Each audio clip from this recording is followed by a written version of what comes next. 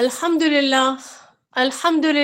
نحمده ونستعینه ونستغفره ونؤمن به ونتوکل علیہ ونعوذ باللہ من شرور انفسنا ومن سیئات اعمالنا من يهده الله فلا مضل له ومن يضلله فلا هادي له ونشهد ان لا اله الا الله وحده لا شريك له ونشهد أن سيدنا محمدا عبده ورسوله أرسله بالهدى ودين الحق ليظهره على الدين كله وكفى بالله شهيدا خصوص على أفضلهم مخاتم النبيين محمد الأمين وعلى آله وصحبه أجمعين وصلى الله عليه وسلم تسليما كثيرا السلام كثيرا علیکم ورحمۃ اللہ وبرکاتہ۔ أما بعد فاعوذ باللہ من الشیطان الرجیم بسم اللہ الرحمن الرحیم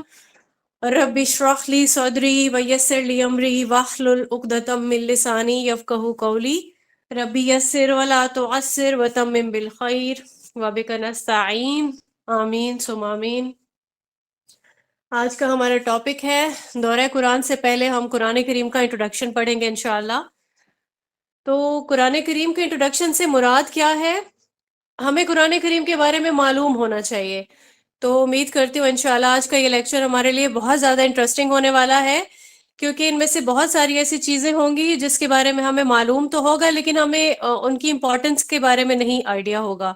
ٹھیک ہے، تو ہم اس کو انشاءاللہ ریوائز کریں گے۔ ہم آج کے لیکچر میں یہ جانیں گے کہ قرآن ہمارے لیے کتنی اہمیت کا حامل ہے۔ کیا ہم قرآن کریم کو یعنی جو اللہ کا کلام ہے اس کے بارے میں اپنی ڈیپر انڈرسٹینڈنگ رکھتے ہیں؟ کیا ہم تدبر تفکر اس کے بارے میں غور و فکر کرتے ہیں، یا صرف قرآن کریم کو اٹھا کے ثواب کی نیت سے ہم لوگ صرف عربک میں پڑھا اور پھر اس کو دوبارہ سے اٹھا کے چوم کے سینے سے لگا کے اس کے بعد اس کا بہت پیارے سے غلاف میں اس کو کور کر کے سب سے اونچی جگہ پہ اس کو رکھ دیں؟ ٹھیک ہے، کیا ہم ان لوگوں میں سے ہیں، یا پھر اس کلام کے اندر جھانکنے کی کوشش کرتے ہیں کہ اللہ نے اگر کلام اتنا سارا ہمارے لیے ہمارے رسول اللہ صلی اللہ علیہ وآلہ وسلم کے تھرو ہم تک پہنچایا، تو کیا اس میں کوئی ایسے راز پوشیدہ ہیں؟ کیا اللہ کی کوئی پسند ناپسند ہے؟ کیا ہمارے لیے اس میں کوئی احکام ہے؟ کوئی ایسی بات ہے جو ہم اللہ کے بارے میں نہیں جانتے؟ ٹھیک ہے، کیونکہ بیسک پرپس تو یہی ہے نا کہ ہمیں اللہ سے محبت کرنی ہے۔ ہمارے تخلیق کرنے والا ہمارا معبود الہ کہتے ہیں، ٹھیک ہے، تو صرف ہم نام سے ہی ایک محبت والا جو ہے وہ کرتے رہتے ہیں، تسبیح کرتے رہتے ہیں کہ ہمیں اپنے پروردگار سے محبت ہے۔ ٹھیک ہے، تو ہم دعائیں مانگتے ہیں، ہمیں رزق پہنچانے والا، ہمیں دینے والا، ہم سے لینے والا، ٹھیک ہے، زندگی موت ہر ایک کا مالک اللہ ہے۔ لیکن کیا محبت کا کوئی حق بھی ہوتا ہے؟ کیونکہ جب بھی ہم کسی سے دنیاوی اعتبار سے محبت کرتے ہیں، ٹھیک ہے، تو کچھ نہ کچھ ایسا گیو اینڈ ٹیک والا سلسلہ رہتا ہے۔ ٹھیک ہے، اور محبت میں ایکسپیکٹیشنز بھی ہوتی ہیں نا، کسی سے محبت کرے انسان کسی سے بھی محبت کرتا ہے، کہ کوئی جانور بھی ہو سکتا ہے، تو ان ریٹرن ہم کچھ نہ کچھ اس سے ایکسپیکٹ بھی کر رہے ہوتے ہیں۔ لائک اگر کسی کو کوئی بھی پیٹ بھی پال لیں تو ہم یہی ایکسپیکٹ کرتے ہیں کہ وہ ہمیں ہارم نہیں پہنچائے گا۔ ٹھیک ہے، تو یہاں پہ یہ دنیاوی مثالیں رکھنے کا مقصد یہ تھا کہ آپ ایزیلی اس چیز کو سمجھ پائیں کہ محبت میں صرف نام سے ہی محبت نہیں کرنی ہوتی، یعنی کہ برائے نام آپ محبت کرتے رہو۔ ہمیں اللہ سے محبت ہے، ہمیں رسول اللہ صلی اللہ علیہ وآلہ وسلم سے محبت ہے، لیکن ہم ان ریٹرن ہم اس کا حق ادا نہیں کر رہے۔ ٹھیک ہے، تو آج کے لیکچر میں انشاءاللہ ہم اس چیز کو انڈرسٹینڈ کریں گے کہ ہم پر قرآن کریم کے کچھ حقوق بھی ہیں۔ تو لیکچر باقاعدہ طور پر انشاءاللہ ہم سٹارٹ کرتے ہیں آج کا، جس میں ہم سب سے پہلا جو ہمارا پوائنٹ ہے وہ یہ ہے کہ قرآن کریم میں جو ہمارا عقیدہ ہے وہ کیا ہے۔ ٹھیک ہے، تو عقیدہ جو ہے السلام علیکم ورحمۃ اللہ عقیدہ کی وبرکاتہ۔ ڈیفینیشن ہم دیکھیں گے۔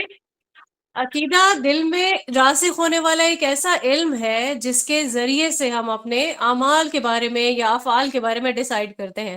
ٹھیک ہے، دل میں کوئی راسخ علم ہونا چاہیے جس کی وجہ سے ہم جو کچھ بھی کرتے ہیں وہ اس کے ہی اراؤنڈ ہوتا ہے۔ ٹھیک ہے، یہ عقیدہ ہم سے ڈیسائیڈ کرواتا ہے کہ ہم نے کون سے راستے پہ چلنا ہے۔ ٹھیک ہے، دونوں آپشن سامنے ہیں ہمارے، ایک اچھا راستہ ہے، ایک برا راستہ ہے۔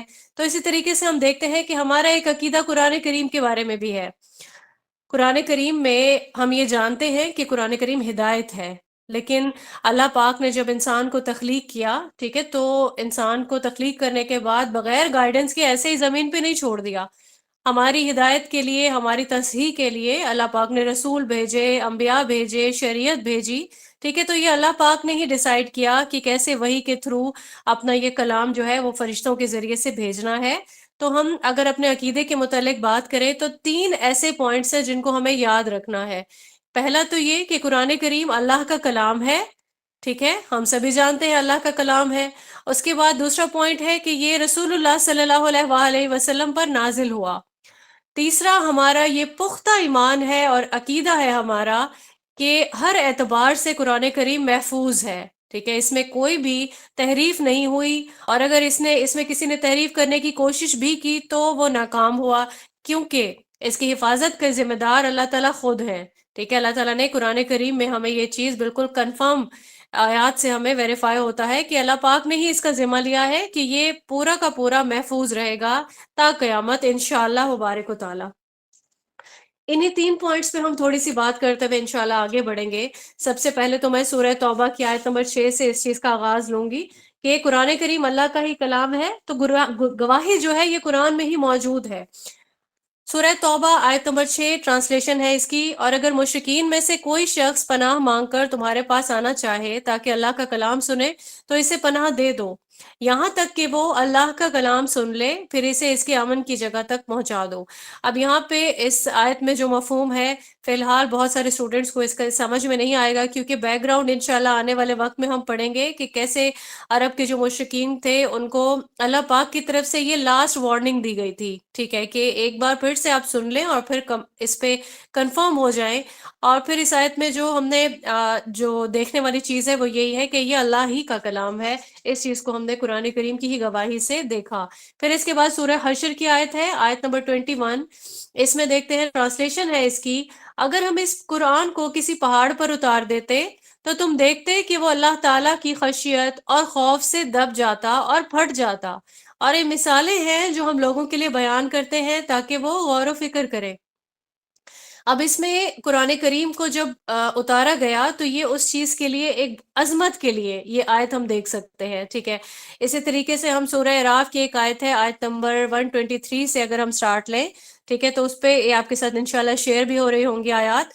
اس میں ہم دیکھ سکتے ہیں کہ اس کا مفہوم میں بیان کروں گی آیت کا، کہ جب رسول اللہ جب حضرت موسیٰ علیہ السلام پر جب یہ کوہ طور پہ پہلی مرتبہ اللہ تعالیٰ نے یہ مکالمہ ان سے کیا، ٹھیک ہے، تو جب حضرت موسیٰ علیہ السلام محبت میں اللہ تعالیٰ کی یہ ان سے فرمائش کر بیٹھے کہ اے پروردگار مجھے اپنا دیدار کروائیں، ٹھیک ہے. تو یہاں پہ اللہ تعالیٰ کی طرف سے ان کو جواب ملا کہ اے موسیٰ آپ مجھے دیکھ نہیں سکتے ہیں، ٹھیک ہے، لیکن پھر بھی ان کی خواہش کو مد نظر رکھتے ہوئے اللہ تعالیٰ نے یہاں ان کو فرمایا کہ اگر آپ اس پہاڑ کی طرف دیکھیں، اس پہ میں اپنی ایک تجلی ڈالوں گا، اگرچہ وہ اپنی جگہ پر یہ قائم رہ گیا تو پھر آپ بھی یہ گمان کر لینا کہ مجھے آپ دیکھ سکتے ہیں، ٹھیک ہے. تو یہاں پہ کیا ہوا، جیسے ہی اللہ تعالیٰ نے پہاڑ پہ اپنی تجلی ڈالی، ٹھیک ہے، تو پہاڑ ریزہ ریزہ ہو گیا اور موسیٰ علیہ السلام بے ہوش ہو کر گر پڑے. یعنی وہ صرف ایک تجلی جسے کہتے ہیں کہ ابھی صرف پہاڑ کی تجلی کو ہی حضرت موسیٰ علیہ السلام جو ہے وہ اس کو برداشت نہیں کر پڑے اور فوری طور پر وہ بے ہوش ہو گئے. انشاءاللہ جب ہم سورہ کی ڈیٹیل پڑھے ہوں گے تو ہمیں بہت زیادہ بہتر طریقے سے اس کی انڈرسٹینڈنگ ہو جائے گی. لیکن یہاں پہ مقصد یہی ہے کہ دیکھیں پہاڑ جو ہے وہ پھٹ گیا، ریزہ ریزہ ہو گیا. تو قرآن کریم کی عظمت ہے، یہ اللہ تعالیٰ کا جو کلام ہے، اس کو اگر ہم سمجھ کے پڑھ رہے ہوں گے تو یہ جو تاثیر ہے نا ریزہ ریزہ ہونے والی، یہ ہم اپنے اندر بھی محسوس کریں گے، ٹھیک ہے. تو اس کی مثال ہم ایک ایسے لے سکتے ہیں، امام کعبہ کیونکہ عربی ہیں، ٹھیک ہے، عربی ان کو پوری طریقے سے کمانڈ ہے ان کو، اور پھر جب وہ قرآن کریم پڑھتے ہیں، تلاوت کرتے ہیں، تو اس کے ایک ایک ورڈ سے بہت اچھے سے واقف ہوتے ہیں. تو جب بھی وہ قرآن کریم کو تلاوت کر رہے ہوتے ہیں نماز میں اونچی آواز سے، ٹھیک ہے، تو اس کی وہ تاثیر کو فیل کرتے ہیں. کبھی ایسا ہوتا ہے ہمیں ان کی آواز میں لرزہ فیل ہونے لگتا ہے، ٹھیک ہے، لرز جاتی ہے ان کی آواز اللہ تعالیٰ کے احکام، اللہ تعالیٰ کی جو عظمت ہے اس کو محسوس کر کے. اور اسی طرح سے جیسے ہی کوئی ایسی آیات آتی ہیں کہ جس میں انسان اپنے گناہوں کو شدت سے یاد کرنے لگتا ہے، تو امام کعبہ نماز میں ہی ان کی آواز جو ہے وہ رونے والی ہو جاتی ہے، اور وہ رونا سٹارٹ کرتے ہیں، اور اس قدر، اور صحابہ کا بھی یہی حال تھا، ان کی داڑیاں بھیگ جاتی تھیں، کیونکہ وہ سب کچھ جو اللہ کا کلام ہے اس کی ڈیپتھ کو سمجھتے ہیں۔ اگر ہماری بھی جس طرح سے ہم اردو میں آپس میں بات چیت کر رہے ہیں، اگر ہم قرآن کریم کو ایسے ہی ڈسکس کرنے لگیں، آیات پہ غور و فکر کرنے لگیں، تو سیم اللہ تعالیٰ کے خوف سے ایسے ہی ہمارا بھی حال ہو، ہماری آواز لرزنے لگے، ٹھیک ہے، اور کچھ ایسی آیات ہوں گی جس پہ ہمیں اپنے گناہ یاد آئیں گے، تو ایسا ہی جی چاہے گا کہ ہم بھی رونے لگیں۔ تو یہ ایک بہترین کلام ہے، اس کو سمجھنا بہت زیادہ ضروری ہے، اور میں بار بار یہی کہوں گی کہ اس کو سمجھنے کے لیے ہمیں اپنا پراپر اس کا ارینجمنٹ، ہمارے لیے ہم پہ فرض ہے یہ، ٹھیک ہے، اور قرآن کریم کا ہم پہ حق ہے۔ اب یہاں پہ ہم اس کو یہ بھی دیکھ لیتے ہیں کہ یہ جو قرآن کریم کی گواہی ہے یہ تورات میں بھی موجود ہے۔ تورات میں ویسے تو ہمارا سبجیکٹ نہیں ہے تورات، لیکن ہمیں ہمارا عقیدے میں شامل ہے کہ اللہ تعالیٰ کی طرف سے اللہ تعالیٰ نے تورات کو بھی ایسے ہی اتارا تھا حضرت موسیٰ علیہ السلام کو جب شریعت دی تھی، ٹھیک ہے، تو اللہ کا ہی کلام ہے۔ بنی اسرائیل نے نفس پرستی کی ریزن کی وجہ سے اسے بدل ڈالا، تحریف ہو گئی، ٹھیک ہے، جس کو شریعت سازی کہتے ہیں۔ تو یہاں پہ یہ چیز ہم تورات سے ویریفائی کر لیتے ہیں۔ اس کا ایک چیپٹر ہے جسے کہتے ہیں کہ سفر استثناء۔ اب یہ صحف موسیٰ میں سے ایک صحیفہ ہے، اس کے 18th چیپٹر میں رسول اللہ صلی اللہ علیہ وآلہ وسلم کے لیے پیشن گوئی بیان کی گئی ہے۔ یہاں پہ پیشن گوئی کے جو الفاظ ہیں وہ اس طرح سے ہے کہ میں ان کے بھائیوں میں سے ان کے لیے تیری مانند ایک نبی برپا کروں گا، اور اس کے منہ میں اپنا کلام ڈالوں گا، اور وہ ان سے وہی کچھ کہے گا جو میں اس سے کہوں گا۔ اب یہاں پہ مقصد یہ نہیں ہے کہ ہم تورات میں سے کوئی بھی چیپٹر لے کے اس میں سے کلام کا جو بھی میننگ ہے وہ ہم ویریفائی کریں، بلکہ ہم اسلوب جو ہے اللہ تعالیٰ کا اس کو انڈرسٹینڈ کرنے کے لیے یہاں سے یہ ریفرنس لے سکتے ہیں کہ اللہ تعالیٰ کا جو بیان کرنے کا جو طریقہ ہے وہ اس طرح سے ہو سکتا ہے۔ اب یہی اسلوب کہ کلام کو منہ میں ڈالوں گا، یہ ہم اپنے جو قرآن کریم ہے ہمارے پاس، ہم سورہ حاقہ کی آیت ہے اس میں دیکھ سکتے ہیں، اس کو آیت نمبر 40 سے لے کے 42 تک کی جو آیات ہیں اس میں دیکھا جا سکتا ہے۔ یہاں پہ جو بلیمز ہے نا ان کی نفی کی گئی ہے، ٹھیک ہے، کہ جو بھی بلیمز لگائے جاتے تھے رسول اللہ صلی اللہ علیہ وآلہ وسلم پر، کہ یہ جو پیغام ہے یہ رسول اللہ صلی اللہ علیہ وآلہ وسلم نے اللہ سے منسوب تو کر دیا، لیکن یہ اللہ تعالیٰ کا کلام نہیں ہے، مگر رسول اللہ صلی اللہ علیہ وآلہ وسلم نے خود ہی اسے لکھ لیا ہے یا گھڑ لیا ہے، ٹھیک ہے، معاذ اللہ۔ تو یہ ان سارے بلیمز کی نفی کرتے ہوئے یہ جو آیت ہے اس میں فرمایا گیا ہے کہ قرآن فرشتہ عالی مقام کی زبان کا پیغام ہے، اور یہ کسی شاعر کا کلام نہیں، مگر تم لوگ بہت ہی کم ایمان لاتے ہو، اور نہ کسی کاہن کے خرافات ہے، لیکن تم لوگ بہت کم ہو جو فکر کرتے ہو۔ سیم اسی طرح کا سبجیکٹ، ٹھیک ہے، کلام اللہ تعالیٰ کا جو کلام ہے، کلام کو منہ میں ڈالنے کا جو ایک فرشتہ عالی کے مقام کے جو زبان کا جو پیغام ہے اس کو ویریفائی کرتی ہے۔ ایک اور آیت ہے سورہ تکویر کی، یہ آیت ہے، اسے ہم لے سکتے ہیں، آیت نمبر 19 سے لے کے 22 تک کی جو آیات ہے اس میں آپ جو ہے یہی اسلوب دیکھیں گے اللہ تعالیٰ کا، ٹھیک ہے۔ اس کے بعد ہم اس کو دیکھ لیتے ہیں کہ لوح محفوظ میں بھی پورے کا پورا قرآن ایز اٹ از موجود ہے، ٹھیک ہے، اس کو بھی ہم قرآن سے انشاءاللہ ویریفائی کریں گے۔ تو سب سے پہلے میں آپ کو بتاؤں گی کہ لوح محفوظ ہے کیا۔ پوری کی پوری جو شریعت اللہ تعالیٰ نے وقتاً فوقتاً اس انسانیت کی ہدایت کے لیے نازل فرمائی، ٹھیک ہے، اس کو ہم لوح محفوظ کہتے ہیں۔ اب یہ وقت اور حالات کے مطابق جو ہے یہ اس دنیا میں اتاری گئی، اس پورے کلام کو جو بھی اللہ کا کلام ہے اس کو ام الکتاب کہا جاتا ہے، کتاب مکنون بھی کہا جاتا ہے، ٹھیک ہے۔ تو یہ پورا ایک ایسا ایز اٹ از جو ہے یہ ہمارے پاس اس کا کچھ پورشن موجود ہے بنی اسرائیل کے لیے، جس طرح سے حضرت موسیٰ علیہ السلام کو شریعت عنایت کی گئی، کچھ پورشن تب آیا جس کو تورات کا نام دیا گیا، پھر اس کے بعد زبور کا نام دیا گیا، کچھ پورشن تب آیا اللہ تعالیٰ کی طرف سے، اس کے بعد انجیل کا نام دیا گیا جب یہ نصارہ جن کو ہم عیسائی کہتے ہیں، ٹھیک ہے، حضرت عیسیٰ علیہ السلام کو جب اللہ تعالیٰ نے بھیجا دنیا میں تو پھر انجیل کی صورت میں ایک جو پورشن تھا اللہ تعالیٰ کی شریعت کا، ٹھیک ہے، انسانیت کی ہدایت کے لیے جو بھیجا گیا، وہ یہ ٹوٹل پورے کا پورا، اب یہ کیا ہو گیا، ایک پورا کمبینیشن ہے جس میں تورات ہے، زبور ہے، انجیل ہے اور قرآن کریم ہے، اس کو لوح محفوظ کا ہی نام دیا جائے گا۔ اب اس کو ہم دیکھتے ہیں، سورہ بروج کی آیت ہے، آیت نمبر 21 سے لے کے 22 تک کی آیت ہے، جس میں فرمایا گیا یہ قرآن نہایت بزرگ و برتر ہے اور یہ لوح محفوظ میں ہے۔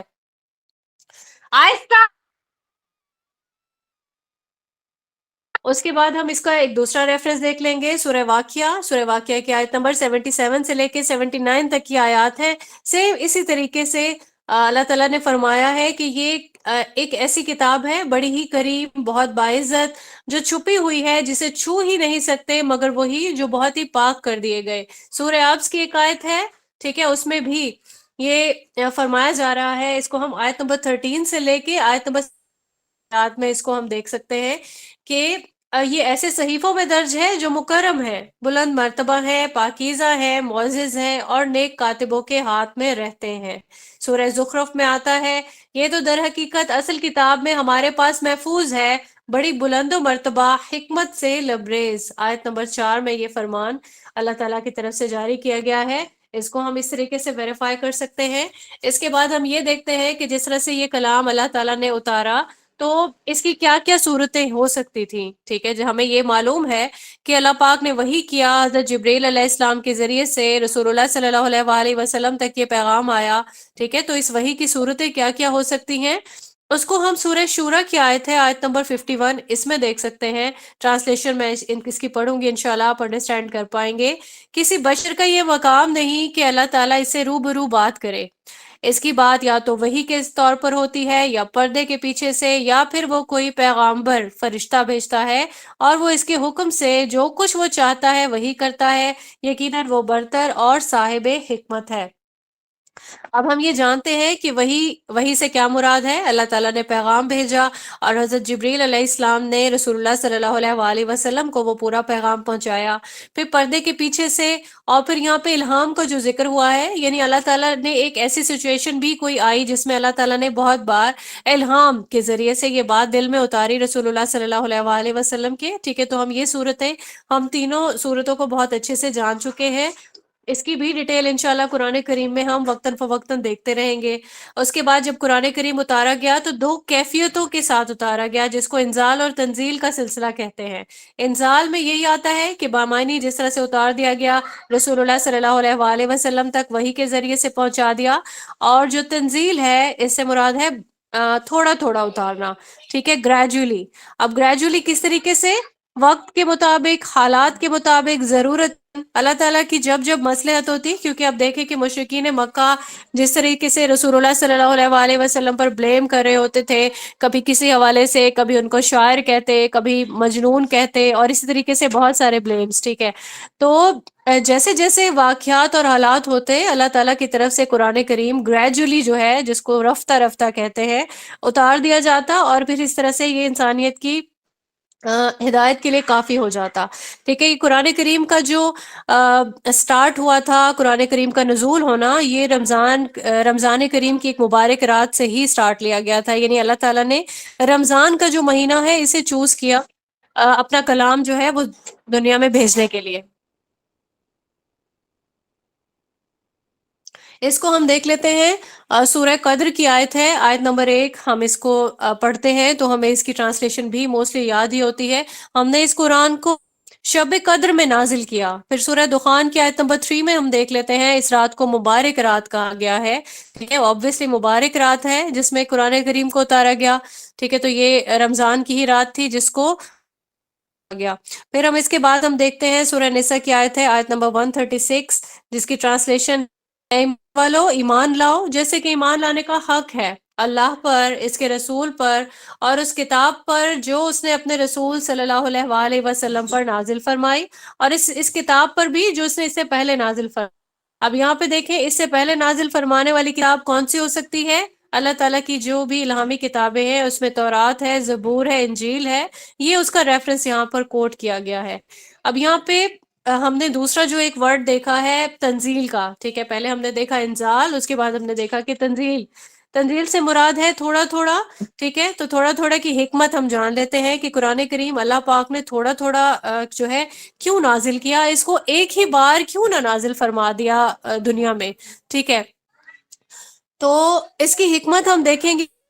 جب بھی ہمارے پاس پورے کا پورا کلام ایک ہی بار آ جاتا اگر ہم اس کو ایکسپیکٹ کر کے دیکھ سکتے ہیں، تو ہم اس کو اس طریقے سے انڈرسٹینڈ نہیں کر پاتے، ٹھیک ہے، یعنی کہ ہم پراپرلی اس پہ غور و فکر نہیں کر سکتے، اور ایک ہی بار کیونکہ ہمارے پاس سارا آ جاتا، ٹھیک ہے، تو اگر ہمیں کوئی بھی احکام جو ہے وہ گریجولی آتے ہیں، ٹھیک ہے، وقتاً فوقتاً رفتہ رفتہ کوئی چیز ہمارے پاس پہنچتی ہے، اور وہ بھی جب اللہ کا کلام ہو تو اس پہ غور و فکر کرنے کا بھی ٹائم ملتا ہے، اس کو وقت اور حالات کے اکارڈنگ اس کو جانچنے کا بھی وقت ملتا ہے، ٹھیک ہے۔ سورہ بنی اسرائیل کی آیت ہے، آیت نمبر 106، جس میں یہ فرمایا ہے اللہ تعالیٰ نے کہ ہم نے قرآن کو ٹکڑوں میں منقسم کر دیا تاکہ آپ تھوڑا تھوڑا کر کے اور وقفہ وقفہ سے لوگوں کو سناتے رہیں، اور ہم نے اسے بتدریج اتارا، ٹھیک ہے۔ تو یہ چیز قرآن کریم سے ہی پروو ہو گئی کہ کیسے اللہ تعالیٰ نے اس کو وقفہ وقفہ کر کے تھوڑا تھوڑا کر کے کیسے وحی کے تھرو اللہ پاک نے بھیجا۔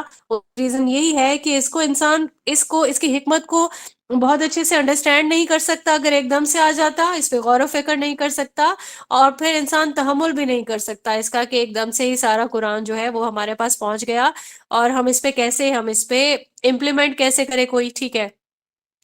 اس کے بعد ہم سورہ فرقان کی آیت ہے، آیت نمبر 22 اور 23، ان دونوں آیات میں اس کی جو ویریفائی کر لیتے ہیں جو چیز ہم پڑھ رہے ہیں، کہ یہاں پہ اللہ تعالیٰ نے فرمایا، منکرین کہتے ہیں اس شخص پر سارا قرآن ایک ہی وقت میں کیوں نہ اتار دیا گیا؟ ہاں، ایسا اس لیے کیا گیا ہے کہ اس کو ہم اچھی طرح آپ صلی اللہ علیہ وآلہ وسلم کے ذہن نشین کرتے رہیں، اور اس کو ہم بغرض ترتیل تھوڑا تھوڑا کر کے اتارا ہے۔ اس میں مصلحت یہ بھی ہے کہ جب وہ آپ کے سامنے کوئی نرالی بات یا عجیب سوال لے کر آئے، اس کا ٹھیک جواب بر وقت ہم آپ کو دے دیا ہم نے، اور بہترین طریقے سے بات کھول دی، ٹھیک ہے۔ تو یہ چیز یہاں پہ ویریفائی ہو جاتی ہے کہ قرآن کریم کو گریجولی حالات اور وقت کے مطابق جب جب ضرورت ہوئی، اللہ پاک نے اس کو تھوڑا تھوڑا کر کے رسول اللہ صلی اللہ علیہ وآلہ وسلم تک پہنچایا، اور پھر رسول اللہ صلی اللہ علیہ وآلہ وسلم کے ذریعے سے امت تک۔ یہاں تک ہم سب لوگوں نے ابھی تک کیا کیا چیزیں پڑھی ہیں؟ آپ لوگوں کو ایک بار میں اس کو ریوائز کرواتی ہوں کہ ہم نے پڑھا ہے ہمارا قرآن کریم کے متعلق جو عقیدہ ہے وہ کیا ہے۔ عقیدہ میں ہم نے 3 پوائنٹس کو دیکھا ہے: قرآن کریم اللہ کا کلام ہے، رسول اللہ صلی اللہ علیہ وآلہ وسلم پر نازل ہوا ہے، اور ہر اعتبار سے قرآن کریم محفوظ ہے کیونکہ اس کی ذمہ داری جو ہے اللہ تعالیٰ نے خود لی ہے، ٹھیک ہے۔ تو یہ تینوں پوائنٹس پڑھنے کے بعد ہم نے دیکھا ہے تورات میں اس کی گواہی موجود ہے، ٹھیک ہے۔ کلام الہی جو ہے اس کو 3 صورتوں میں ہم تک پہنچایا گیا ہے، جس میں وہی کا اشارہ ہے، پردے کے پیچھے سے اللہ تعالیٰ نے کوئی ایسی بات کی جس کو رسول اللہ صلی اللہ علیہ وآلہ وسلم نے سنا، یا پھر اللہ نے کوئی فرشتہ بھیجا، یا دل میں الہام کے ذریعے سے کوئی بھی بات ڈالی، ٹھیک ہے۔ تو یہ سارے اس کے طریقہ کار نزول کے۔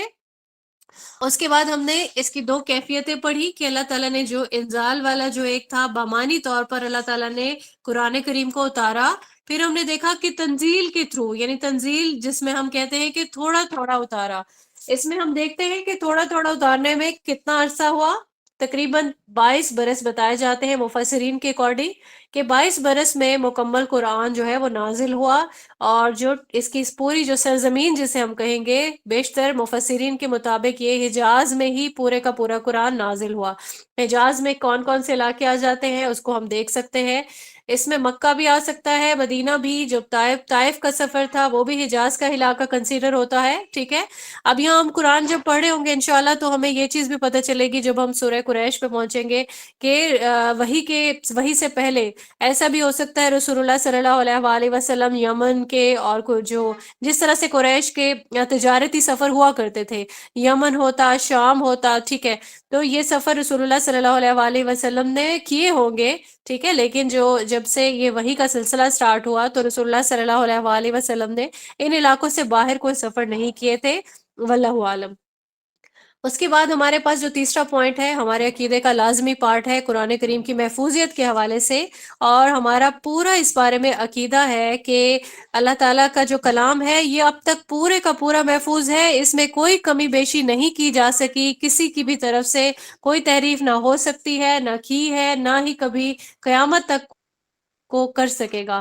اچھا، یہاں پہ میں ایک جو سننے میں جو باتیں آتی ہیں، کچھ ایسے مسالک ہیں جن کے نامناسب اقوال سامنے آتے ہیں کہ قرآن سے کوئی آیات کچھ ایسی بھی ہیں جو جان بوجھ کر جن کو نکال دیا گیا، ٹھیک ہے۔ یعنی کہ وہ آیات جو ہے قرآن کریم میں درج نہیں کی گئی. معاذ اللہ یہ کانسیپٹ بالکل غلط ہے. اب ہم اس کو بہت اچھے سے پہلے بھی پڑھ چکے ہیں کہ تحریف ممکن ہی نہیں ہے. یہ ہمارے جو ہم ابھی آیات پڑھیں گے انشاءاللہ، یہ آیت جو اس کے بارے میں ایمان ہے ہمارے اس کو مزید پختہ کر دے گا انشاءاللہ. ٹھیک ہے، تو ایک آیت ہم پڑھتے ہیں، سورہ قیامہ کی آیت ہے، آیت نمبر 16 سے لے کے 17 تک کی جو آیات ہے. اس میں جو ہم آیت پڑھیں گے اس سے ہم مفہوم لے سکتے ہیں کہ کیسے اللہ تعالیٰ نے بہت ہی شفقت سے رسول اللہ صلی اللہ علیہ وآلہ وسلم کو ایک پیغام دیا. اس آیت کی ٹرانسلیشن یہ ہے، آپ اس قرآن کو یاد کرنے کے لیے اپنی زبان کو تیزی سے حرکت نہ دیں، اس کو یاد کرا دینا اور پڑھوا دینا ہمارے ذمہ ہے. ٹھیک ہے، اب یہاں پہ کیا فرما رہے ہیں اللہ تعالیٰ؟ اب یہاں پہ اس کی بیک گراؤنڈ میں جو ریزن تھی وہ کیا تھی؟ جب رسول اللہ صلی اللہ علیہ وآلہ وسلم پر قرآن کریم کی آیات نازل ہوتی تو وہ بہت تیزی سے کوشش یہ کر رہے ہوتے. اب وجہ کیا تھی؟ ریوائز کرتے تھے دل میں.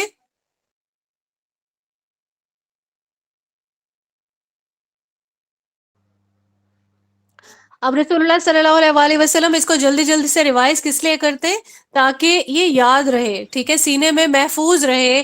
اور پھر کیا ہوگا کہ امت تک کیونکہ یہ پیغام پہنچانا ہے، ٹھیک ہے، تو ایسا نہیں ہونا چاہیے کہ کوئی بھی حصہ اس کا امت تک پہنچنے سے رہ جائے. ٹھیک ہے، تو رسول اللہ صلی اللہ علیہ وآلہ وسلم جب اپنی زبان کو تیزی سے حرکت دیتے تو یہاں پہ اللہ تعالیٰ کا پیغام آیا رسول اللہ صلی اللہ علیہ وآلہ وسلم کے لیے کہ یہ جو آپ مشقت کر رہے ہیں اس کی ضرورت نہیں ہے، ہم خود ہی آپ کے سینہ مبارک میں اس کو جمع کریں گے.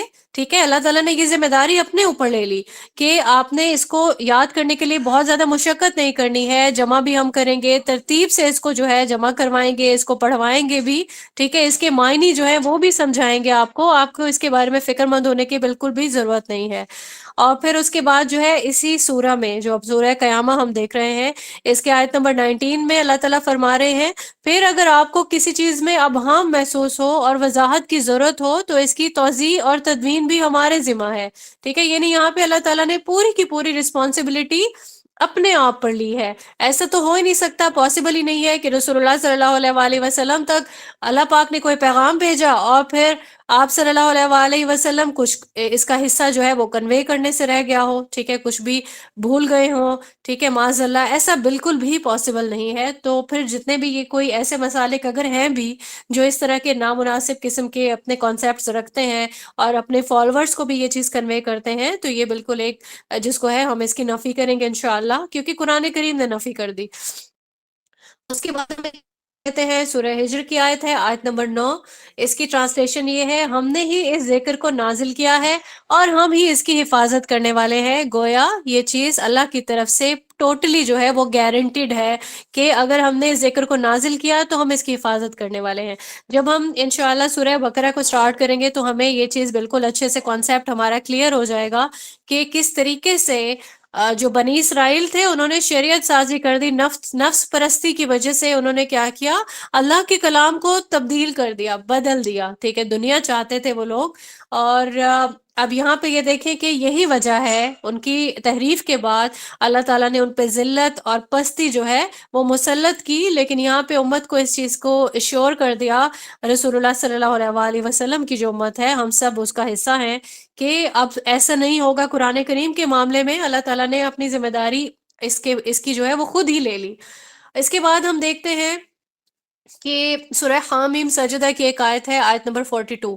اس میں اس کی جو ٹرانسلیشن ہے وہ یہ ہے کہ باطل اس قرآن پر حملہ آور نہیں ہو سکتا، نہ سامنے سے نہ پیچھے سے، یہ ایک حکیم و حمید کی نازل کردہ چیز ہے.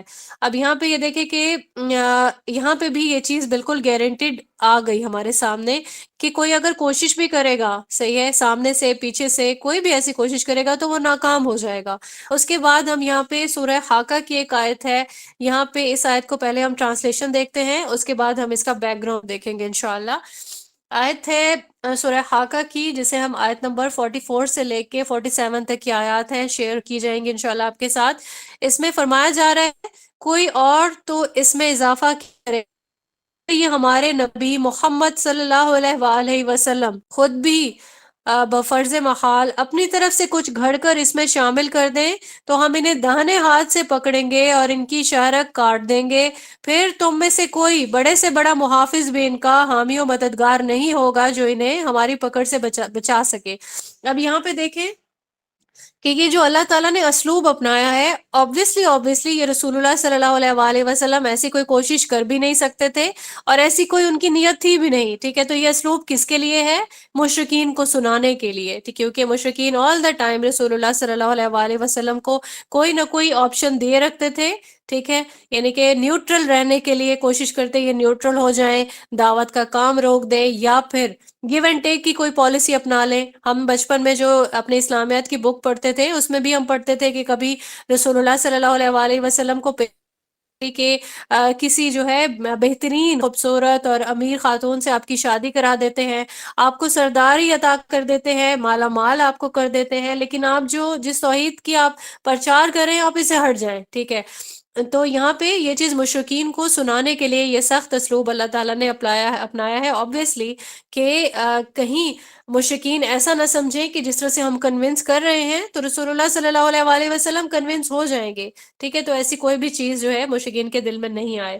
اس کے بعد ہم ایک اور سورہ لے لیتے ہیں، سورہ کی آیت ہے سورہ یونس کی آیت نمبر 15۔ جب ہماری آیات بینات انہیں سنائی جاتی ہیں تو وہ لوگ جو ہم سے ملنے کی توقع نہیں رکھتے کہتے ہیں کہ اس قرآن کی بجائے کوئی اور قرآن لائیے یا اس میں کچھ ترمیم کیجیے۔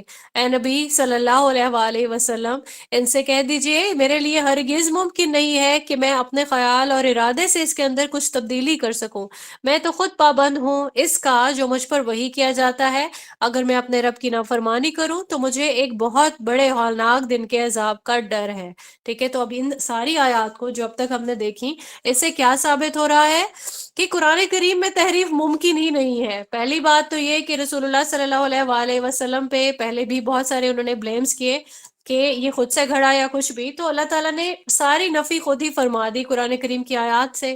اور پھر یہ کہ رسول اللہ صلی اللہ علیہ وآلہ وسلم خود کوئی تحریف کر بھی نہیں سکتے تھے، کیونکہ سخت اسلوب بھی ہم نے پڑھا اللہ تعالیٰ کی طرف سے، اور یہ مشرکین کو سنانے کے لیے تھا۔ اور پھر اس کے بعد اللہ تعالیٰ نے پیغام بھی پہنچا دیا کہ اے نبی آپ ان سے کہہ دیجئے کہ میرے لیے تو یہ چیز ممکن ہی نہیں ہے کہ میں اس میں کوئی تبدیلی کر سکوں، ٹھیک ہے؟ تو یہاں پہ ہمارا یہ والا چیپٹر کمپلیٹ ہوتا ہے جس میں ہم نے یہ دیکھا کہ قرآن کریم کے متعلق جو ہمارا عقیدہ ہے وہ قرآن کریم سے ہی ثابت ہے، ٹھیک ہے؟ قرآن کریم اللہ کا ہی کلام ہے، محمد صلی اللہ علیہ وآلہ وسلم پر نازل ہوا ہے، ہر اعتبار سے قرآن کریم محفوظ ہے۔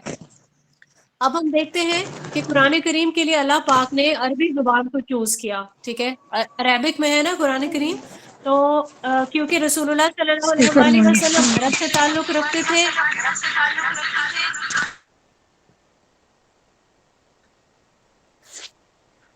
عرب سے تعلق رکھتے تھے، اور پھر قرآن کریم جو ہے obviously وہ بھی اللہ تعالیٰ نے عربی میں ہی نازل کیا۔ اب یہاں پہ یہ جو چیز ہے یہ بھی سامنے آ سکتی تھی مشرکین کی طرف سے کہ عرب سے تعلق رکھنے والے رسول صلی اللہ علیہ وآلہ وسلم اور کلام کسی اور زبان میں، ٹھیک ہے؟ تو اللہ تعالیٰ نے عربی زبان میں نازل کیا قرآن کریم کو، لیکن اس میں ہم فائدے بھی بہت سارے دیکھتے ہیں، ٹھیک ہے؟ اس کو ہم انشاءاللہ آیات سے بھی ویریفائی کرتے ہیں، اور اس میں ہم یہ دیکھ لیتے ہیں کہ عربک جو ہے یہ بہت ہی پیاری زبان ہے، ایک تو بہت فصیح ہے، ٹھیک ہے؟ صاف ستھری ہے، اور پھر زیادہ وزن اٹھانے والی زبان ہے۔ تھوڑی سی بات کریں انشاءاللہ جب ہم گرامر پڑھ رہے ہوں گے، بہت اچھا انشاءاللہ آفرین گرامر اگلے سیشن میں بھی کروائیں گی، تو اس میں آپ دیکھیں گے کہ تھوڑی سی بات ہم کرتے ہیں تو اس میں وہ بہت زیادہ وزن محسوس ہوتا ہے، یعنی کہ ایک چھوٹی بات میں زیادہ ڈیپتھ فیل ہوتی ہے، باقی کسی زبان کی یہ خاصیت نہیں ہے جتنی عربک کی یہ خاصیت ہے، ٹھیک ہے؟ اس میں قرآن کریم میں کچھ جو ہے عبرانی زبان کے بھی ورڈز جو ہے وہ شامل ہیں، اس میں نام آ سکتے ہیں جیسے کہ ابراہیم، اسماعیل، اسرائیل، اسحاق، یہ سارے جو ہے عبرانی زبان کے ہی لفظ ہیں۔ تو عربک کی ایک اور خاصیت یہ ہے کہ قرآن کریم میں ہم انشاءاللہ یہ اسلوب محسوس کریں گے اللہ تعالیٰ کی بات کا کہ کوئی بھی بات انڈائریکٹلی نہیں کی گئی، ٹھیک ہے؟ کوئی بھی زوم آنی بات نہیں ہے، ایک بہت اسٹریٹ اوے بالکل ایک انداز ہے اللہ تعالیٰ کا، واضح طور پر بات جو ہے وہ پہنچا دی گئی ہے۔ اس کو ہم دیکھتے ہیں سورہ زخرف کی آیت ہے، آیت نمبر 2 اور آیت نمبر 3، اس میں یہاں پہ فرمایا جا رہا ہے کہ قسم ہے اس واضح کتاب کی، ہم نے اسے قرآن عربی بنایا ہے تاکہ تم سمجھ سکو، ٹھیک ہے؟ سورہ یوسف کی بھی آیت ہے، آیت نمبر 1 اور 2، اس میں بھی یہی فرمایا گیا کہ اس کتاب کی آیات جو اپنا مدعا صاف صاف بیان کرتی ہیں، ہم نے اسے نازل کیا ہے قرآن بنا کر عربی زبان میں تاکہ تم سمجھ سکو۔ پھر اس کے بعد سورہ شعراء کی ایک آیت ہے، آیت نمبر 198، اس میں بھی ہم دیکھ لیتے ہیں صاف صاف عربی زبان میں نازل کیا گیا. سورہ زمر کی آیت ہے، آیت نمبر 28. ایسا قرآن جو عربی زبان میں ہے، اس میں کوئی ٹیڑھ نہیں تاکہ وہ بچ کر چلے. ٹھیک ہے، تو یہاں ہمارے مائنڈ میں کوئی شکوک و شبہات نہیں آ سکتے. اللہ تعالیٰ نے عربی زبان میں قرآن کریم کو نازل کیا. بہت ہی پیاری زبان ہے، ہمیں لازمی سیکھنی بھی چاہیے. سیکھنے کی ریزن کیا ہے؟ تاکہ ہم جب بھی قرآن کریم کو پڑھیں تو ہمیں بھی ایسا محسوس ہو کہ قرآن کریم ہم سے بات ہو رہی ہے، ہمارے بارے میں بات ہو رہی ہے. ٹھیک ہے، تو ہم اس کو بہت زیادہ بہتر طریقے سے انشاءاللہ انڈرسٹینڈ کر پائیں گے. اس کے بعد ہم دیکھتے ہیں قرآن کریم کا جو نام ہے، ایکسکلوسیولی قرآن کریم ہی اس کا نام ہے، قرآن. ٹھیک ہے، کبھی ہم اس کو قرآن کریم کہتے ہیں، قرآن عظیم بھی کہتے ہیں. ٹھیک ہے، تو نام القرآن ہی ہے اس کا. اور مزید جو نام قرآن کریم میں استعمال ہوئے ہیں قرآن کے لیے، ٹھیک ہے، اس کتاب کے لیے، وہ ہیں الکتاب، الذکر، الہدی، النور، الفرقان، الوحی، اور پھر کلام اللہ بھی اسے کہا جاتا ہے. ٹھیک ہے، تو ہم یہاں پہ دیکھتے ہیں جس طرح سے اللہ تعالیٰ کے بھی صفاتی نام ہیں جن کو ہم یاد کر رہے ہوتے ہیں، 99 نام. ٹھیک ہے، ہر کوئی چاہتا ہے کہ وہ سارے نام ان کو یاد ہوں. اسی طریقے سے رسول اللہ صلی اللہ علیہ وسلم کے بھی نام ہیں. ٹھیک ہے، بہت ہی پیارے نام ہیں جن کو صفاتی نام اس طرح سے اس لیے بھی کہا جاتا ہے کیونکہ ان میں صفات ہوتی ہیں. جیسے کہ رسول اللہ صلی اللہ علیہ وآلہ بشیر و نذیر کا ایک صفاتی نام استعمال ہوتا ہے. ٹھیک ہے، خوشخبری سنانے والا. ٹھیک ہے، تو اسی طریقے سے قرآن کریم کے بھی نام ہیں. قرآن کریم کے انشاءاللہ جب ہم اس کو پڑھ رہے ہوں گے تو زیادہ ڈیٹیل ہم تبھی دیکھیں گے. ٹھیک ہے، سورہ یاسین میں جیسے الحکیم آیا، سورہ واقعہ میں الکریم کا صفاتی نام جو ہے استعمال ہوا. ٹھیک ہے، اسی طرح سورہ قاف میں آتا ہے قرآن مجید، اور اسی طریقے سے بہت سارے. انشاءاللہ جب ہم اس کو ریڈ کریں گے تو ہم بیٹر اس کو انڈرسٹینڈ کر پائیں گے. تو یہ سارے جو نام ہیں نا، یہ اللہ پاک کی شان بیان کرتے ہیں. اس کے بعد ہم دیکھتے ہیں کہ قرآن کریم کا جو اسلوب ہے وہ کیا ہے. تو اسلوب کا مطلب یہ ہے کہ نزول کے بعد، کیونکہ مشرکین کے بہت سارے بلیمز تھے. ٹھیک ہے، کہ ایون امپریس بھی بہت ہوتے تھے جب بھی ان کو آیات سنائی جاتی تو وہ متاثر ہوئے بغیر رہ نہیں سکتے تھے، لیکن اس کے باوجود بھی وہ انگلی اٹھاتے تھے. ٹھیک ہے، کبھی کلام پاک کو شاعری سے تشبیہ دیتے، کبھی کچھ اور. تو یہاں پہ ہم دیکھتے ہیں کہ عرب کا کیونکہ ایک کلچر تھا شاعری، ٹھیک ہے، وہ لوگ شعر گوئی بہت زیادہ کرتے تھے اور ان کا پسندیدہ جس طرح سے ایک مشغلہ تھا شاعری کرنا. تو یہاں پہ آپ دیکھتے ہیں کہ شاعری کو رسول اللہ صلی اللہ علیہ وآلہ وسلم کے لیے اللہ پاک نے پسند نہیں فرمایا. اس کا جو ہے ٹوٹلی اس کی نفی کی ہے کہ یہ وصف میرے نبی میں نہیں ہے. اس کو ہم 2 آیات میں دیکھ لیتے ہیں. سورہ یاسین کی ایک آیت ہے، آیت نمبر 69، جس میں اللہ پاک فرما رہے ہیں ہم نے اپنے اس رسول کو شعر سکھایا ہی نہیں، نہ ہی اس کے یہ شایان شان ہے. ٹھیک ہے، یہ چیز ثابت ہے کہ اللہ پاک نے شعر و شاعری رسول اللہ صلی اللہ علیہ وسلم کے پسند کی نہیں ہے. پھر اس کے بعد سورہ شعراء میں آتا ہے، آیت نمبر 224 سے لے کے یہ آیات انشاءاللہ آپ کے ساتھ شیئر بھی ہوں گی. ٹھیک ہے، 226 تک یہ آیات ہیں جس کی میں ٹرانسلیشن پڑھوں گی. اور شاعروں کی پیروی تو وہی لوگ کرتے ہیں جو گمراہ ہوں. کیا تو نے نہیں دیکھا کہ ہر وادی میں گھومتے رہتے ہیں، ہر میدان میں سرگردہ رہتے ہیں، اور یہ کہ وہ کہتے ہیں جو وہ نہیں کرتے. تو شاعری جو ہے واقعتاً وہ کسی اور ہی زمانے میں انسان کو لے جاتی ہے. اللہ پاک نے رسول اللہ صلی اللہ علیہ وآلہ وسلم کے لیے اس چیز کی ٹوٹلی نفی کر دی ہے. اب ہم ایک اور جو ہے ٹاپک اس قرآن کریم کے بارے میں وہ دیکھ لیتے ہیں کہ قرآن کریم کی کیا تقسیم ہے اور کیا ترکیب ہے. ٹھیک ہے، تو پورے کلام کی اب ہم یہاں پہ کسی بک کے ساتھ اگر ہم مشابہت کرنے لگیں تو بک میں کیسے ہوتا ہے، ایک بک ہوتی ہے، اس میں کچھ چیپٹرز ہوتے ہیں. ٹھیک ہے، چیپٹرز کے علاوہ کچھ ٹاپکس کو ڈیفائن کرنے کے لیے کوئی وہ رکھے نیمز بھی دے سکتے ہیں. ٹھیک ہے، کہ اس ٹاپک پہ یہ والا ایک پورا ٹاپک چلے گا تو اس کو ہم ایک یونٹ وہ ہیں کسی بک میں، دنیاوی بک کی بات ہو رہی ہے.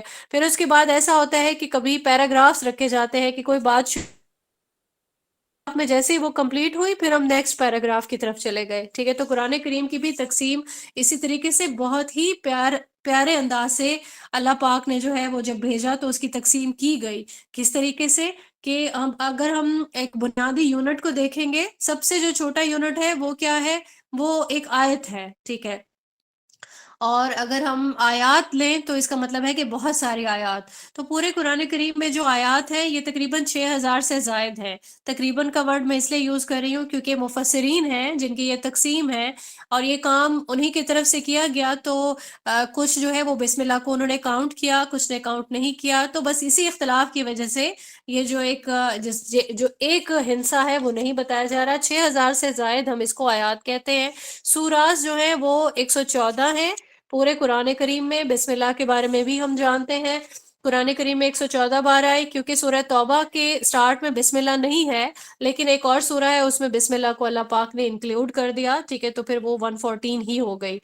اچھا، اس کے بعد ہم یہ دیکھتے ہیں کہ جس طرح سے سٹارٹ ہوا قرآن کریم، اللہ تعالیٰ نے جب نازل کیا، پورا جب اس کا نزول ہو گیا تو صحابہ کے دور میں انہوں نے اس کو 7 پر تقسیم کر دیا تھا، ایک ان ایکول اس کے پارٹ سے، جن کو منزل کہا جاتا ہے. ٹھیک ہے، منزل، اور اس زمانے میں حزب کا نام دیا جاتا ہے. تو ٹوٹل 7 جو ہے وہ پارٹس تھے، 7 منازل ان کو کہتے ہیں، اور یا احزاب کہتے ہیں. ٹھیک ہے، 7. اور اس کو ہم دیکھتے ہیں کہ انہوں نے یہ گروپنگ کیوں کی، کیونکہ ایک ہفتے میں جس طرح سے 7 دن ہوتے ہیں، ٹھیک ہے، تو ان کی صحابہ کرام کے دور میں یہ کوشش ہوتی ان کی کہ قرآن کریم کو 7 دنوں میں وہ لوگ ریوائز کر لیں. ٹھیک ہے، وہ ریویژن کس طرح ہوتی؟ وہ تو حفاظ تھے، ان کو یاد ہوتا تھا.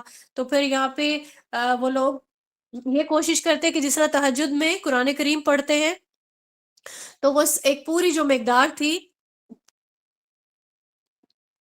اس کا تعین کرتے اور پھر وہ اس کو ڈیلی بیسس پہ اس کو تہجد کی نماز میں ریوائز کر لیتے اور پڑھ لیتے. ٹھیک ہے، پھر اگلے دن اس کا اگلا پارٹ. ٹھیک ہے، تو ان ایکول پارٹس ہوتے، کسی دن زیادہ وہ لینتھی ہو جاتا، کسی دن وہ تھوڑا سا کم ہو جاتا. اور پھر کیا ہوتا، اگر کوئی انسان تہجد میں جس طرح سے کوئی تھکا ہوا ہے، بیمار ہے یا کچھ بھی، تو پھر وہ کیا کرتا، اپنے دن کے اوقات میں اس کو پورا کر لیتا تھا. تو اس کو ہم صحیح مسلم کی ایک حدیث ہے اس سے ویریفائی کر لیتے ہیں. 1745 حدیث کا ریفرنس ہے، جس کی ٹرانسلیشن یہ ہے کہ جو شخص نیند یا بیماری کی وجہ سے رات کو تہجد میں اپنے حفظ کو پورا نہ کر سکے، پھر وہ فجر اور ظہر کے درمیان اس کی تلاوت کر لے تو اس کے لیے اتنا ہی ثواب لکھا جائے گا گویا اس نے رات کے دوران پڑھا ہے. ٹھیک ہے، تو یہاں سے یہ چیز کنفرم ہوتی ہے کہ وہ اپنا جو بھی ریویژن کا ایک پورشن تھا وہ اپنے پورے دن میں اس کو پورا کر لیتے تھے، اور ایک ہفتے میں وہ قرآن کریم کو کمپلیٹ کر لیتے تھے. اس کے بعد دوسری تقسیم حجاج بن یوسف کے زمانے میں ہوئی. یہ زمانہ تابعین کا دور کہلاتا ہے. تو رکوع اور پاروں کی تقسیم کی گئی. اب یہاں پہ جو رکوع کی تقسیم ہے وہ اس طرح سے کی، کوئی ٹاپک سٹارٹ ہو رہا ہے، رکوع سٹارٹ ہوا، جیسے ہی وہ ٹاپک کمپلیٹ ہو گیا وہاں پہ اس رکوع کو کمپلیٹ کر کے اس کو اینڈ کر دیا، اگلا رکوع سٹارٹ ہو گیا. اور پھر اس کی یہ تقسیم جو ہے یہ کافی غور و فکر سے اور بہت ہی مشقت سے ہوئی اور بہت پیاری تقسیم ہے. پھر اس کے بعد ایک ٹائم آیا جس میں تقسیم پاروں کی صورت میں کی گئی، اور اس میں کیا کیا، اس میں مفسرین کہتے ہیں کہ ایسا ہو سکتا ہے کہ مسلمانوں کا تھوڑا سا جوش و خروش جو ہے قرآن کریم کو ریوائز کرنے کا وہ تھوڑا کم ہوا ہو، جس کی وجہ سے انہوں نے 1 مہینے کا ایک ٹائم جو ہے وہ ڈیسائیڈ کیا کہ اس کو 30 کی تقسیم میں اس کو جو ہے وہ تقسیم کر دیا جائے یا منقسم کر دیا جائے. تو اس تقسیم کو اس طرح سے کیا کہ جو سوراز کی جو فصیلیں ہیں، یعنی کہ کب کہاں پہ سورہ اینڈ ہو رہی ہے اس کو دیکھے بغیر، اس کو جس طرح سے ہم دیکھتے ہیں سورہ یاسین پڑھے ہوتے ہیں 22 پارہ سے سٹارٹ ہوتی ہے. ٹھیک ہے، وہاں پہ وہ کمپلیٹ نہیں ہوتی لیکن پارہ کمپلیٹ ہو جاتا ہے، پھر 23 پارہ سٹارٹ ہوتا ہے اور سورہ یاسین کنٹینیو ہو رہی ہوتی ہے. اس تقسیم کو پارہ کی تقسیم جو ہے وہ کہا جاتا ہے. پھر اس کے بعد ہم یہ بھی دیکھتے ہیں کہ ترتیب نزولی، یعنی رسول اللہ صلی اللہ علیہ وآلہ وسلم پر جب قرآن کریم نازل ہوا وہ ترتیب اور تھی. ٹھیک ہے، اور مصحف کی جو ترتیب ہے وہ اور ہے، لیکن اگر کوئی اس ترتیب سے بھی اس کو دیکھنا چاہے، ٹھیک ہے، تو یہ ہمارے انٹرسٹ کے لیے یہ چیز کافی ہے کہ اگر ہم یہ چاہیں کہ رسول اللہ صلی اللہ علیہ وآلہ وسلم کی پوری سیرت کو دیکھیں، ٹھیک ہے، تو ہم نزولی کیفیت سے بھی اس پہ غور و فکر کر کے محنت کر کے سوراز کو جو ہے اسی کے اکارڈنگ پڑھ سکتے ہیں. اس میں کوئی مذائقہ نہیں ہے، لیکن ہمارے لیے جو ترتیب موجود ہے وہ پورے کا پورا قرآن اسی ترتیب کے ساتھ ہمارے لیے حجت ہے. ٹھیک ہے، تو اس کو ہم اس طریقے سے بھی دیکھ سکتے ہیں. پھر اس کے بعد ہم دیکھیں گے انشاءاللہ تدوین قرآن. تدوین مطلب جمع کرنا. تو یہ جو تدوین کا سلسلہ تھا یہ 3 مراحل میں ہوا. جو پہلی تدوین کا جو پہلا مطلب اس کو جو ہم کاؤنٹ کرنے کے حساب سے دیکھیں تو رسول اللہ صلی اللہ علیہ وآلہ وسلم کے زمانے میں جو اب جس طرح سے رسول اللہ صلی اللہ علیہ وسلم پر قرآن اللہ پاک نے اتارا، آپ صلی اللہ علیہ وسلم ہر سال دورہ قرآن کرتے رمضان میں، ٹھیک ہے، اور ڈفرینٹ پورشنز کو ویسے بھی تہجد میں کیونکہ پڑھنے کی ایک رسول اللہ صلی اللہ علیہ وسلم کو حکم بھی تھا، ٹھیک ہے، تو تہجد میں آپ صلی اللہ علیہ وسلم پڑھتے تھے قرآن کریم کو، اور پھر اس کے بعد جو ہے یہ سینہ بسینہ منتقل بھی ہوتا گیا صحابہ کرام کے پاس، حفاظ تھے بہت زیادہ، لیکن اس کی لکھی ہوئی صورت بھی تھی۔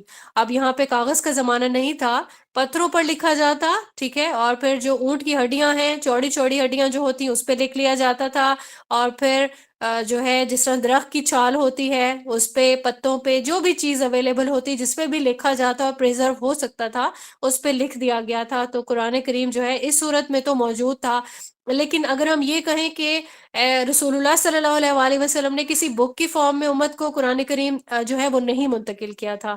اب جب جس طرح سے یہ موجود تھا لکھی ہوئی، یعنی کہ آپ کپڑا کہہ سکتے ہیں، ٹھیک ہے، کپڑا اویلیبل تھا، اور یہ ساری چیزیں صرف یہی پورشنز کی صورت میں ہی موجود تھا۔ اب یہاں پہ دوسرا مرحلہ ایسا ہوا کہ رسول اللہ صلی اللہ علیہ وسلم دنیا سے چلے گئے، ٹھیک ہے، تو وصال کے بعد جب عہد خلافت تھے حضرت ابو بکر کا جو پہلا دور آیا، تو یہاں پہ کیا ہوا کہ بہت ساری جنگیں ہوئیں۔ اب ہم یہ بھی جانتے ہیں کہ جب مرتد ہو جاتا ہے کوئی، یعنی کلمہ حق کلمہ توحید پڑھنے کے بعد کوئی کلمہ توحید سے پھر جاتا ہے تو اس کو مرتد کہتے ہیں۔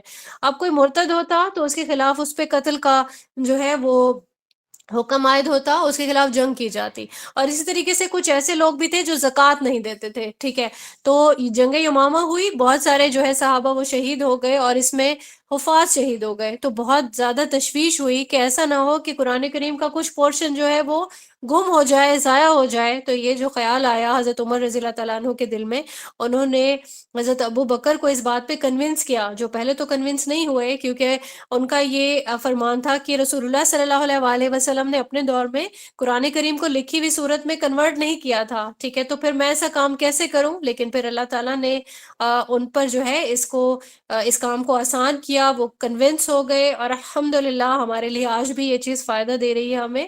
تو اللہ تعالیٰ کا ہمیں ہر صورت میں شکر ادا کرنا چاہیے۔ پھر ایک کمیٹی رکھی گئی، ٹھیک ہے، جن کے اسائنمنٹ تھی کہ جتنے بھی قرآن کریم کی یہ آیات ہیں جو جگہ جگہوں پہ محفوظ ہیں، ٹھیک ہے، ان کو سب کو جو ہے ایک ہی کتابی شکل میں کنورٹ کر دیا جائے۔ پوری کمیٹی نے اس پہ کام کیا، جن میں حضرت زید بن ثابت کا نام جو ہے وہ اولین فہرست پہ آتا ہے۔ اس کے بعد یہ ہوا کہ جتنے بھی حفاظ تھے ان کی مدد سے یہ سارا کام جو ہے یہ تشکیل ہو گیا، ایک قرآن کریم ایک بک کی فارم میں امت کے سامنے آ گیا۔ اس کے بعد کیا ہوا، یہ اس کا نام دینے کا ایک سلسلہ آیا، ٹھیک ہے، بہت سارے پیشکش تھی، کبھی کسی نے کہا کہ اس کا نام صفر رکھا جائے، ٹھیک ہے، اس کو انجیل کا نام دیا جائے، اور اسی طریقے سے بہت ساری آپشن تھے، لیکن حضرت عبداللہ بن مسعود نے تجویز یہاں پر دی کہ نام اس کا مصحف ہونا چاہیے، تو یہاں پہ مصحف نام رکھ دیا گیا قرآن کریم کا۔ اب جو تیسرا مرحلہ آتا ہے وہ یہ ہے کہ قرآن کریم جب کوئی پڑھتا، ٹھیک ہے، تو وہ اپنی مرضی سے ہی اپنے لہجے میں اس کو پروناؤنس کرتا۔ اب کمپلیکیشنز بڑھنے لگیں کیونکہ سب کی زبان عربی نہیں تھی، ٹھیک ہے، بہت سارے لوگ تھے مسلمان تھے لیکن ان کی زبان عربی نہیں تھی، ہر کوئی اپنے لہجے میں پڑھتا گیا، تو کیا ہوا کہ اس کا جو ایکسنٹ ہے وہ چینج ہونے لگا، ٹھیک ہے، ڈفرنٹ لہجے میں پڑھنے سے غلطیاں آنے لگی۔ تو یہاں پہ حضرت عثمان نے اس کی ضرورت کو محسوس کیا کہ ایسا نہیں ہو کہ سب اپنی طرف سے اپنے ہی لہجے میں پڑھتے رہے، اور جو چیز اللہ کی طرف سے نازل کی گئی ہے اس میں فرق آ جائے، ٹھیک ہے۔ تو انہوں نے رسم الخط جو ہے اس کو انٹروڈیوس کرایا، یعنی کہ جس طرح سے ہم قرآن کریم پڑھتے ہیں تو حروف تہجی میں الف با تا پڑھتے ہیں، ٹھیک ہے، تو اسی طریقے سے رسم الخط جو ہے وہ ڈیزائن کیا گیا حضرت عثمان کی ٹائم پہ ان کی طرف سے، اور پھر پوری امت کو ایک ہی ٹیکسٹ پر جمع کر دیا گیا، ٹھیک ہے۔ تو یہاں پہ حضرت عثمان نے اس پہ بہت ہی محنت سے یہ جو بکس کی فارم میں، یعنی کہ رسم الخط کے ساتھ یہ سارے جو مصاحف تھے اس کو تیار کروائے، اور پھر کچھ جو ملتا ہے اس کے جو روایات ملتی ہیں کہ کوئی کہتے ہیں 4 نقول تیار کی، کچھ نے کہا 3 نقول تیار کی، بعض جگہ پہ ملتا ہے 7 نقول تیار کی، ٹھیک ہے، بہرحال ان کی جو نقول تیار کردہ نقل تھی وہ ابھی بھی موجود ہے، ٹھیک ہے، یہ ساری مصحف عثمانی کے نام سے جو ہے جانے جاتے ہیں۔ اور پھر اس کے بعد یہ ساری نقول تیار کرنے کے بعد مکہ مکرمہ میں بھیجی گئیں، کوفہ میں رکھی گئیں، یمن میں، بحرین میں، بصرہ میں، ترکی میں، ٹھیک ہے، جہاں جہاں بھی مسلمان آباد ہو گئے، جتنے بھی علاقے تھے، اور یہ پوری ایک مسلمانوں کی ہی سلطنت تھی، ٹھیک ہے، تو وہاں پہ یہ سارے بھیج دیے گئے۔ اب یہاں پہ یہاں پہ ہمارا یہ کانسیپٹ بالکل کلیئر ہو جاتا ہے، ٹھیک ہے، کہ رسول اللہ صلی اللہ علیہ وآلہ وسلم کے جانے کے 2 سال کے بعد ہی یہ سارا جو قرآن کریم ہے اس کو جمع کر لیا گیا، ٹھیک ہے، اور اس کے بعد جو اس کا رسم الخط ہے، یعنی اس کو ایک ہی ٹیکسٹ پہ لانے کا جو سلسلہ ہے، وہ حضرت عثمان کے زمانے میں ہوا۔ اب یہاں پہ کوئی یہ نہیں کہہ سکتا کہ کام حضرت عثمان نے کیا، کام یہ سارا پہلے ہی ہو چکا تھا۔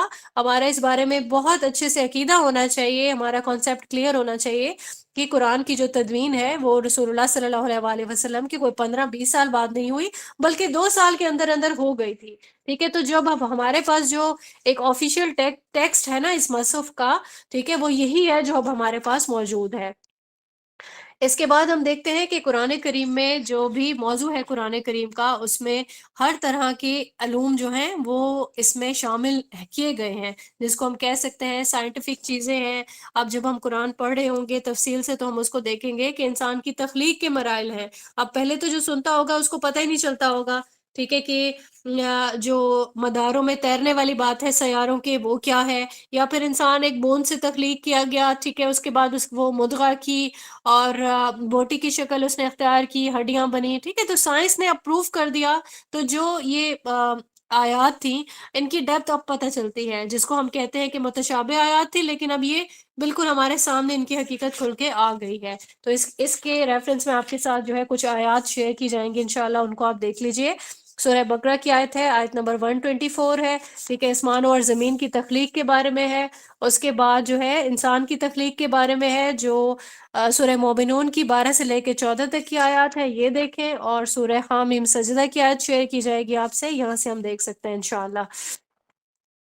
ہمیں قرآن کریم میں 2 طرح کی آیات ملیں گی، محکم آیات ہوں گی اور متشابہ آیات ہوں گی۔ محکم سے مراد یہی ہے کہ جس میں اللہ تعالیٰ نے اپنے احکام نازل فرمائے، یعنی اللہ نے کبھی کہا یہ کرو، یہ نہیں کرو، یہ حلال ہے اس کو کنزیوم نہیں کرنا، ٹھیک ہے، تو وہ ہم کنزیوم نہیں کر سکتے۔ یہ یہ حلال ہے اور یہ حرام ہے، ٹھیک ہے، حرام کو ہم کنزیوم نہیں کر سکتے، حلال ہمارے لیے اوکے ہے۔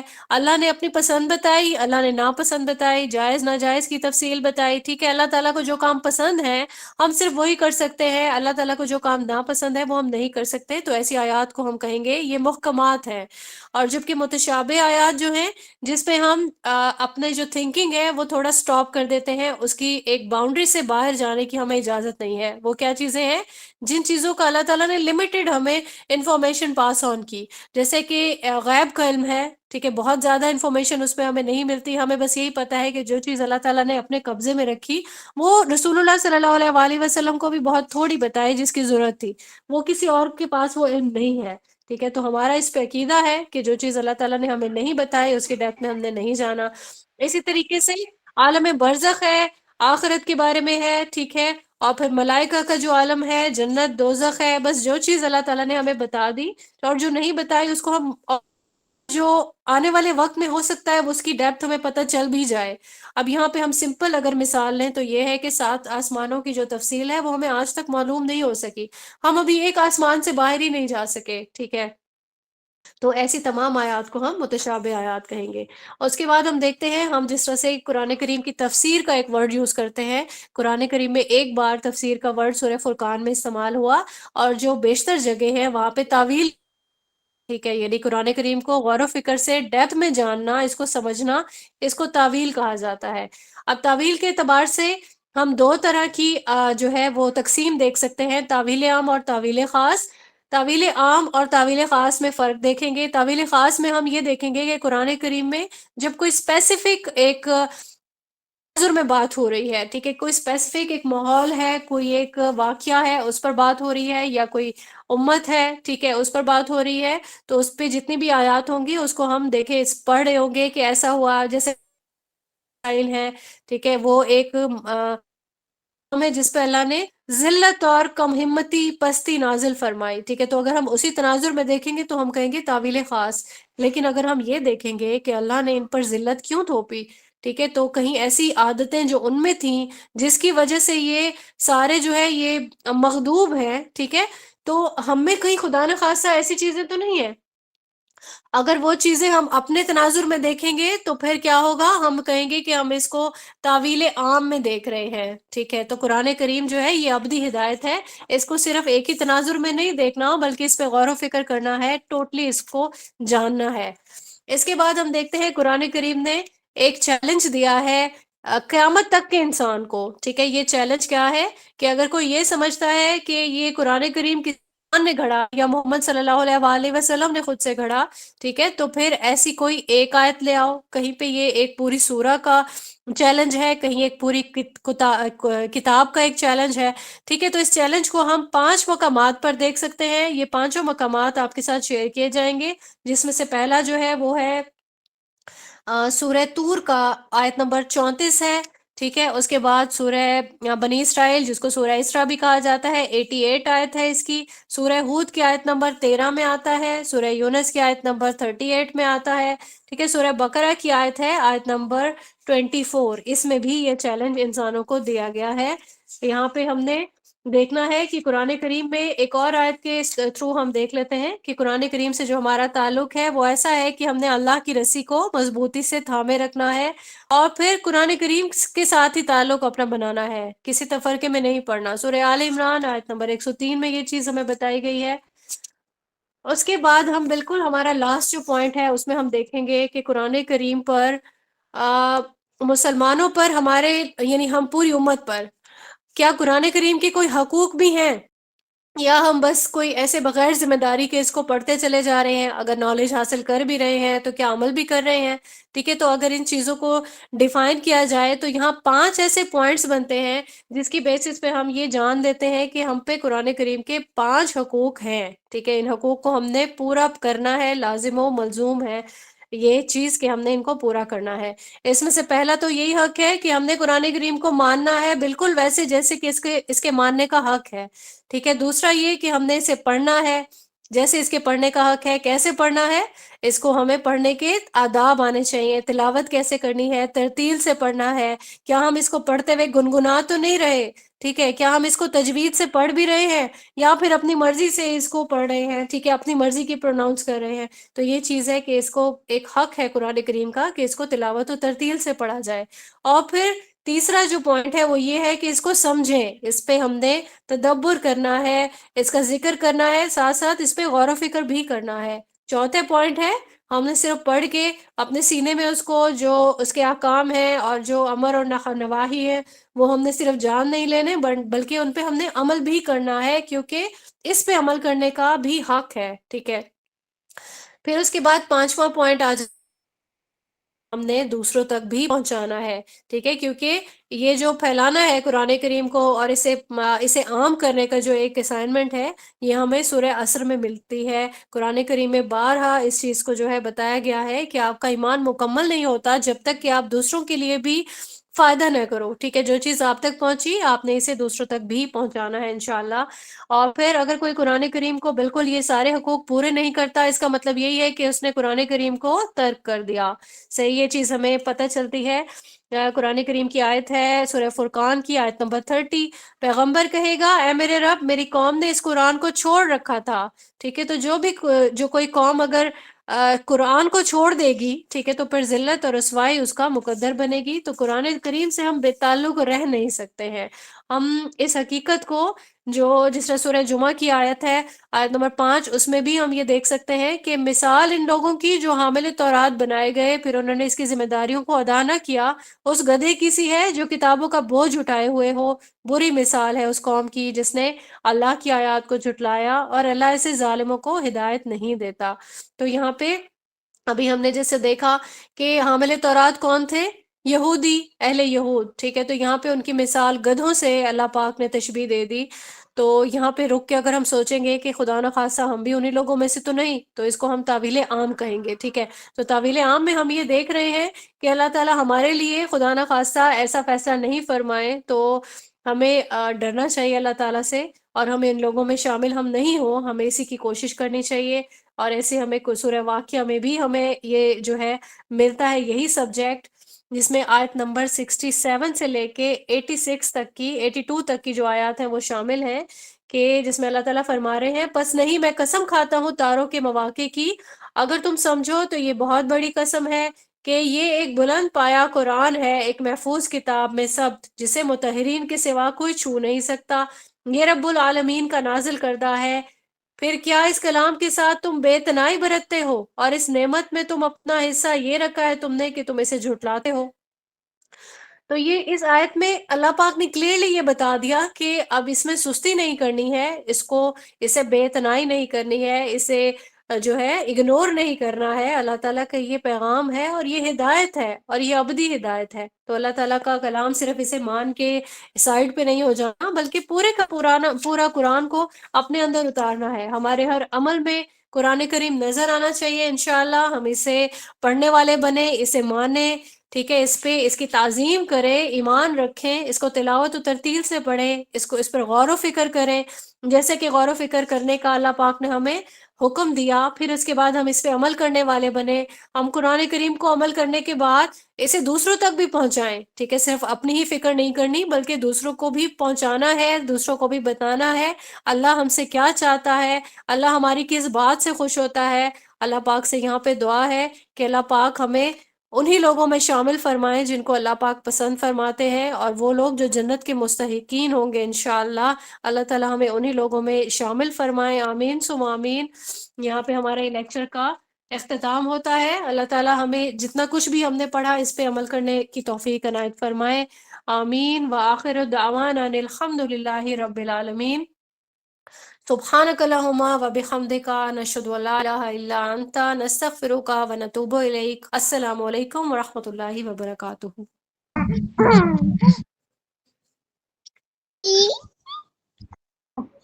وعلیکم السلام۔